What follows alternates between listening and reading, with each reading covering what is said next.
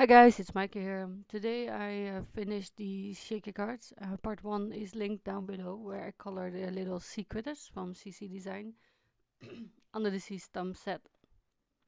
And that's how it turned out yesterday. And the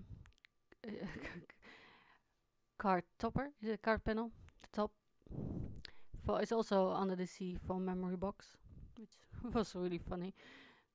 The stamp set and the die set had the same name. You can see, by the way, I also laminated a sheet from my Real Memory Keeper's Precision Press, just like I did with my Misty. um, yeah, it loses the non-slip quality, but when you go outside it, you don't ruin your stamp press base. Much better. I'm heat setting the VersaFine Black Onyx, because you don't want any boo-boos. And I'm using red sticky tape, which is really strong, to adhere the acetate. And I cut that slightly smaller than a card base, so you wouldn't stick out anywhere. You can also, of course, cut it off, but it's easier to line up if it's a little bit smaller. At least that's my yeah, the red tape is really hard to get off, so I paused the camera there, so you don't have to watch me fiddle with it. And these are little bottles I got yesterday. They're from Diaries, and they have this small tip applicator. And yeah, I'm just putting glue on the fiddly bits. I have one bottle is from Tonic Studios, and the glue is really nice, but the bottle is so rigid I can't squeeze it. So I thought I'd put it in one of these small bottles, but I couldn't get it out. So there's only a little bit in there. I might see if I can, yeah, work that. I thought I put some weight on it from the primary press, but yeah, of course it's smudged. Don't do that. So to build up the shaker card, I use 2 layers of foam tape. And to cut it, I always keep these little bits of release paper. These are from some deep freeze labels. So if you use it like it was just there, it doesn't really matter. But if you want to cut small bits or cut it in half, like I'm doing now, the release paper, make sure that it doesn't stick to your scissors and you get a really nice crisp and cut. So there's my tip for the day. Keep your release papers.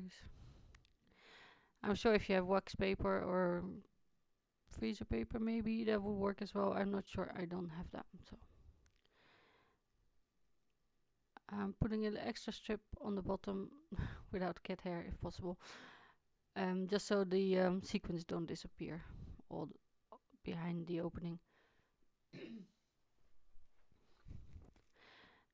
Card base at the ready.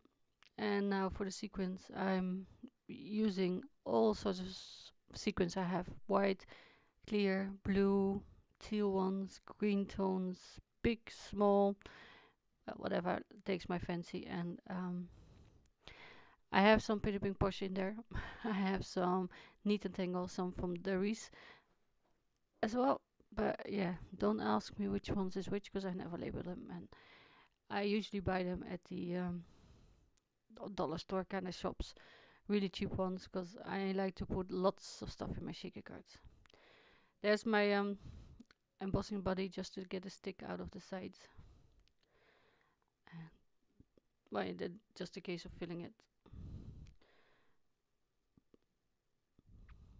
You can, of course, use anything.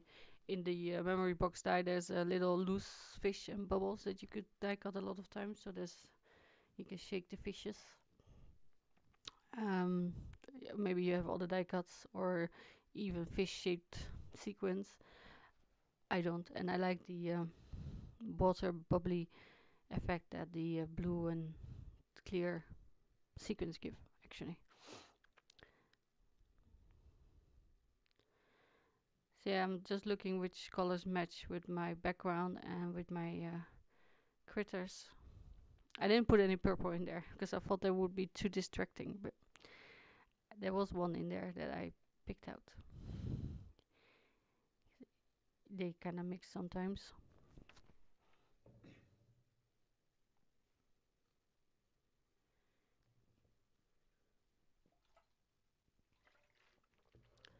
So usually I would stick a bit of acetate on the back, so it's easier to position the animals.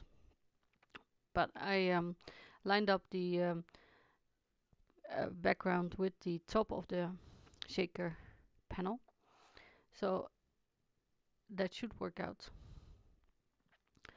right. See, so I'm lining up the tops, and I'm keeping my fingers crossed there. It worked out, yay! Because of the seaweeds, I didn't want the critters to go behind them. And well, all that's left is to attach it to the card base with lots of tape runner. And that's the card finish for today. Thank you for watching. Thank you for subscribing. I'm almost at 500, so yay!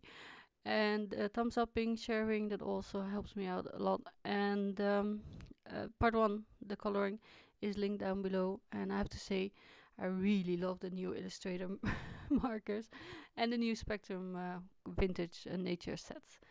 So yeah, thank you. I'll see you again soon. Bye.